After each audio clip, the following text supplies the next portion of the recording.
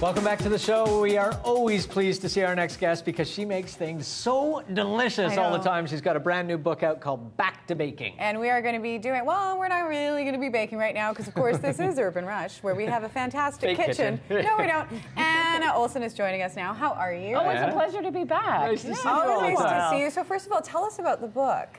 It's a big book. It's the first thing I have to say. How long did this take you? It took over 2 years. And in fact, it's been almost 10 years in the making. So just how coming up with the many ideas. test recipes did you try on your family? Oh, I have kind taste testers, friends, family, neighbors.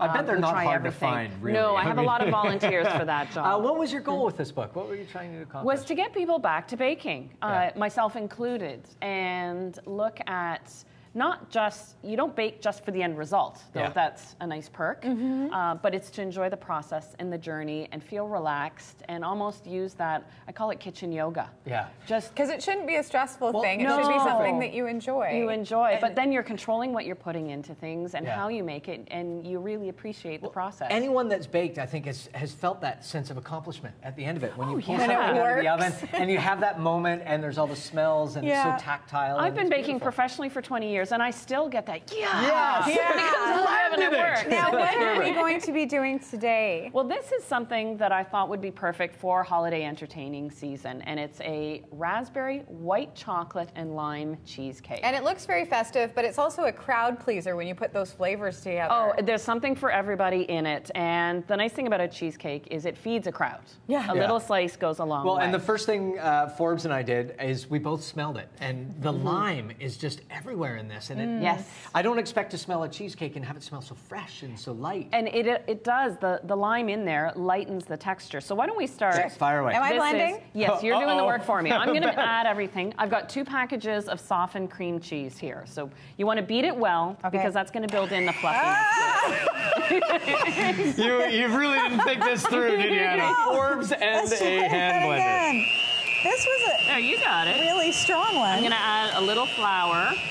Whoa, Nelly. And we both picked something dark to wear. Very smart. Yeah, perfect. Yeah, it won't show up the cream cheese at all. This thing's like a bucking bronco for cream. Once I start adding this sugar, 3/4 of a cup, it'll soften up a litome bit. Forbes, If I do it right. do you do a lot of baking at home? Well, this, you know what? You have to try this blender, Mike, because I don't have one of these blenders at home.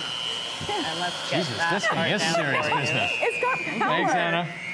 The one at home is for you simpletons go. like me. My forearms, I always remember this with my mom, that the other side of baking, I mean, you call it kitchen yoga, but my mom had the strongest grip because she baked all the time. yeah. She had really, really strong arms. And honestly, any chance you have the opportunity to whisk by hand, Yeah. oh, it's good. Yeah, exercise. try that out. That'll make you strong. So Can what we- kind of texture are we looking for on this? You're just looking to smooth it out. The sugar will dissolve in there, and I'm going to add some sour cream. And with each addition, it's going to get softer and smoother. All right. I feel like we're a tag team, Forbes. I almost have I'm to gonna tap go. this back to you. Are you tapping out? Right. Okay, here we It's, go. you know what? I'm gonna get that down from the it's side for you. team kitchen yoga.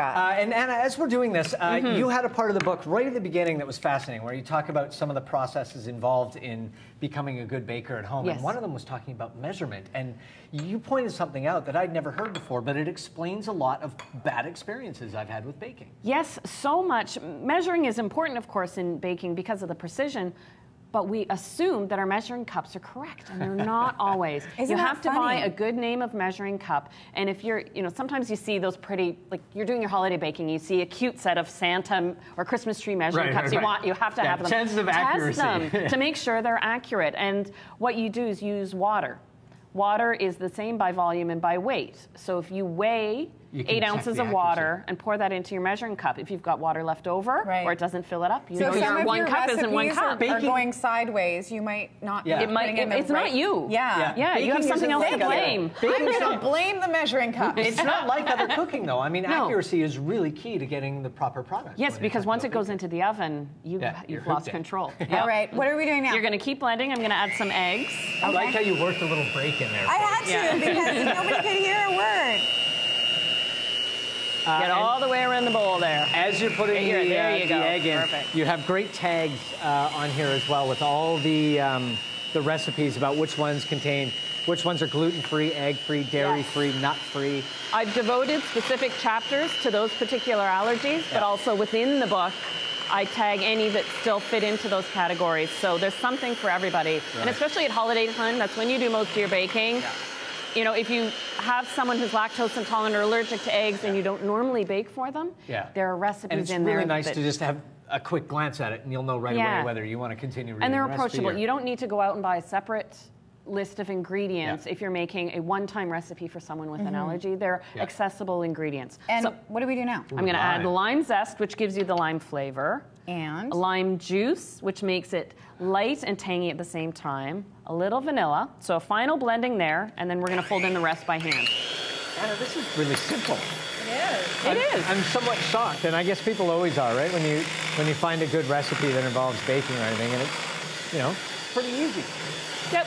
And Forbes and I are making it look hard. But ideally, if we could stand here and blend forever, we would want a really, really good texture. I'm going to let you finish it off. You want it? Well, then we can fast forward it, because otherwise it's blending TV. Well, we actually switched to mixing by hand. What is important when you do a cheesecake batter is you scrape down your bowl.